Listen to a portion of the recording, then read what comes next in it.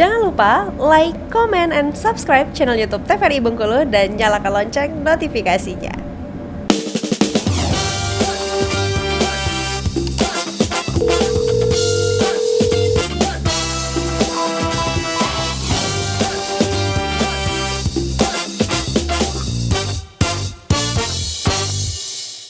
Baik pemirsa, terima kasih Anda kembali menyaksikan Dokter Kito, dan saya ingatkan kembali kepada pemirsa di rumah yang ingin berkonsultasi bisa kontak WhatsApp di 0811 101 3210. Baik, kita langsung saja kembali ke materi pada hari ini, membahas tuli mendadak. Boleh dilangsungkan dokter? Aja ya. Oke, jadi tuli mendadak dapat ditemukan pada semua kelompok usia, artinya tidak harus lansia atau tidak harus anak-anak atau tidak harus remaja. Jadi semua kalangan usia bisa. Tapi memang pada umumnya rentang usianya adalah 40 sampai 50 tahun. Di mana prevalensi laki-laki dan perempuan itu sama. Jadi tidak ada yang lebih banyak di laki-laki atau lebih banyak di perempuan. Dan sering terjadi unilateral dan idiopatik. Idiopatik di sini artinya belum ada penyebab pastinya, ya.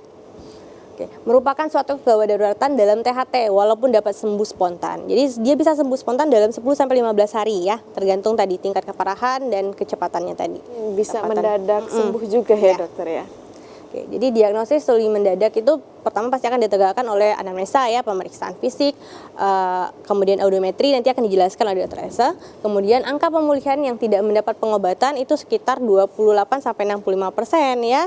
Berarti hampir lumayan banyak kalau tidak diobati ya. Pulih dalam waktu 2 minggu setelah muncul gejala. Penegakan diagnosisnya yang terlambat dapat menyebabkan tuli yang permanen.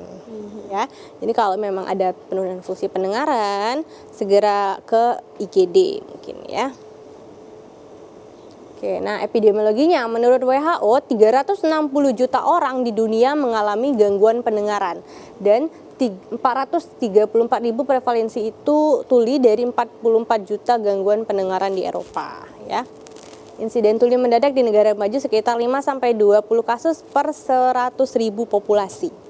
Di mana rentang usianya tadi adalah 40 sampai 50 tahun. Nah, untuk di Indonesia sendiri, untuk data pastinya memang belum ada ya. Tapi ini beberapa daerah seperti di M Jamil Padang ya, ada 110 kasus. Ini kejadian dari Januari 2010 dan Desember 2013. Udah lama banget sebenarnya ya.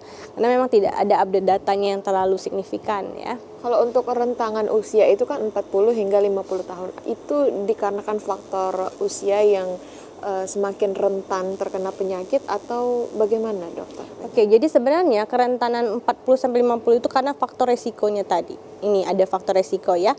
Dia seperti adanya gangguan pada sistem imunitas tubuh, kemudian penyakit metabolik ya seperti diabetes, hiperlipidemia atau kelainan darah. Jadi penyakit-penyakit kronis itu bisa memperburuk atau mencetuskan. Makanya rentang usianya 40 sampai 50 tahun. Karena memang saling berkaitan ya, dokter. Iya, benar sekali.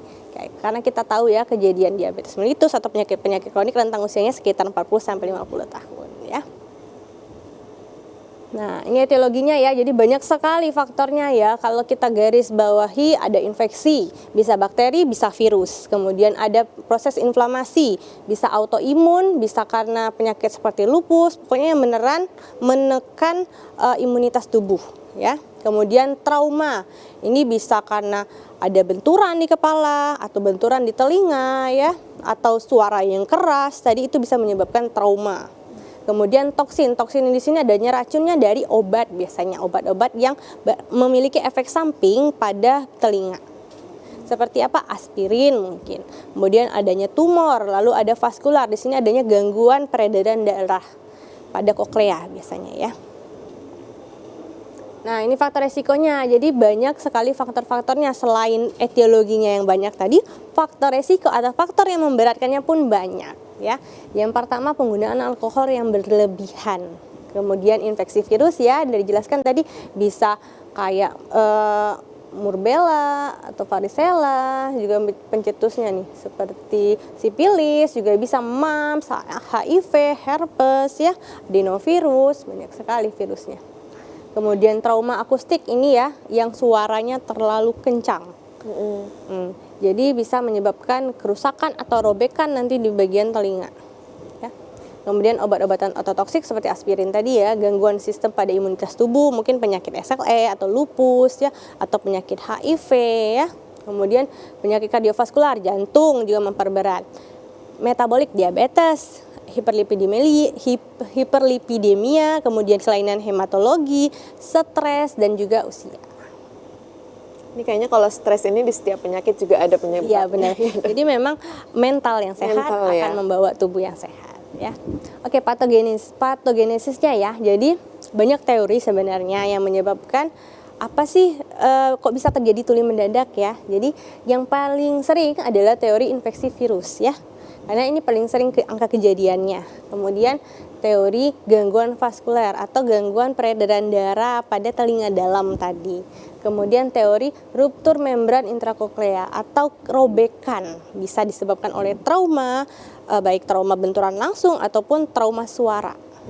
Ya. Kemudian yang terakhir adalah teori imunologis atau teori daya tahan tubuh yang turun. Ya. Kalau untuk virus sendiri, virus apa sih dokter yang menyerang bagian telinga kita? Ya, penyakit yang paling sering itu seperti Borrelia, Morbilli ya, sipilis ya, mumps itu yang bagu-bagu anjing gitu kan, itu juga bisa. Rubella, adenovirus, herpes, zoster ya, CMF ya. Jadi banyaknya terjadi kerusakan pada organ korti yang menyebabkan hilangnya pendengaran tadi dari si virus ini. Dapatnya taunya dari mana nih dok? Didapatkan peningkatan titer antibodi terhadap virus tersebut. Kalau melihat virus-virus ini berarti ada kaitannya dengan EMS juga ya? Bisa, jadi kan virus-virus ini memang rata-rata agak kuat ya, agak banyak menularkan kemana-mana ya. Jadi satu daya tahan tubuh harus kuat, kemudian faktor risiko tadi ya, itu bisa saling mendukung terjadinya kejadian tuli mendadak ya. Berapa persen kejadiannya? 17-33% penderita tuli mendadak biasanya menderita penyakit virus tersebut ya. Jadi memang agak lebih sering ya karena infeksi virus. Kemudian oke, ini teori vaskular ya. Kalau yang tadi apa? Kalau yang itu dia, ini sama aja sih kayak rubella, mumps ya. Sama aja berhubungan mekanisme inflamasi menyebabkan invasi virus secara langsung pada koklea atau saraf koklea atau pada bagian ganglion spiral. Pokoknya bagian telinga dalam tadi terinfeksi virus. Otomatis menyebabkan gangguan atau kerusakan di sana. Nah, kalau teori vaskular tadi kan ada pembuluh darah nih di bagian rumah siput. Ini kita balik lagi ke koklea ya, ke rumah siput tadi. Nih, yang merah-merah ini adalah pembuluh darah. Terjadi sumbatan atau penyempitan sehingga suplai darah tidak maksimal atau bahkan tidak dapat suplai darah si koklea tadi yang di dalamnya banyak sekali fungsi-fungsi penting untuk meneruskan pendengaran kita. Apa yang terjadi? Kerusakan jaringan karena oksigen tadi tidak sampai. Kita tahu oksigen itu motornya organ-organ untuk bergerak. Dia tidak sampai, terjadi kerusakan jaringan. Nah, inilah yang menyebabkan terjadinya tuli mendadak. Faktor risikonya adalah penyakit metabolik, kardiovaskular, kemudian penyakit imunitas ya tadi ya, diabetes, hipertensi, dislipidemia. Nah, jadi inilah yang menyebabkan kurangnya suplai darah ke koklea atau rumah siput tadi. Tidak tersampaikan. Ya, oksigennya tidak bisa sampai. Kita tahu oksigen adalah motor atau penggerak organ-organ itu. Kalau terjadi kekurangan organ tadi, apa yang terjadi? Kerusakan jaringan. Kemudian ini teori ruptur atau terjadinya robekan pada membran koklea atau robekan pada si rumah siput tadi. Bayangkan rumah siput tadi kan cantik bentuknya kan, robek dia atau terjadi kerusakan di sana. Bisa karena benturan ya, mungkin benturan karena terjatuh kepalanya atau telinganya, atau juga robekan karena suara yang terlalu kencang tadi akhirnya bisa ya, merusak. dokter, dari suara itu merobek. Bisa merobek koklea, bisa merusak gendang telinga, bisa merusak tulang-tulang pendengaran, banyak sekali yang bisa mengakibatkan kerusakan itu. Kemudian nah ini tadi ya, robekan salah satunya atau kedua membran tersebut dapat menyebabkan tuli sensori neural atau tuli di telinga dalam tadi ya. Apa yang terjadi kalau terjadi robek? Terjadi kebocoran cairan. Jadi kan ada yang keluar, ada yang masuk ya kalau kita lihat tadi ya. Itu ada cairan di sana. Dia mengatur sistem sirkulasi suara masuk tadi melalui cairan-cairan tadi. Ketika ada robekan, ada kerusakan, maka otomatis akan terganggu ya. Nah, ini teori terakhir adalah teori imunologis. Jadi, hilangnya pendengaran akibat proses autoimun lokal di telinga dalam. Jadi, ini nggak bisa disalahkan siapa-siapa ya, karena memang dari mekanisme tubuhnya sendiri salah mengartikan. Akhirnya bisa menyebabkan kerusakan komponen dari si organ korti atau bagian koklea tadi atau rumah siput tadi ya. Biasanya pengobatannya dengan kortikosteroid atau juga dengan pasien-pasien yang memiliki penyakit autoimun, SLE, Sjogren syndrome, kemudian mungkin HIV nantinya. Ini kenapa sih dokter sebenarnya faktor penunjang autoimun itu bisa mengakibatkan tuli mendadak juga? Nah, jawabannya kami tunggu dokter setelah jeda pariwara berikut ini. Pemirsa jangan kemana-mana, tetap saksikan Dokter Kito.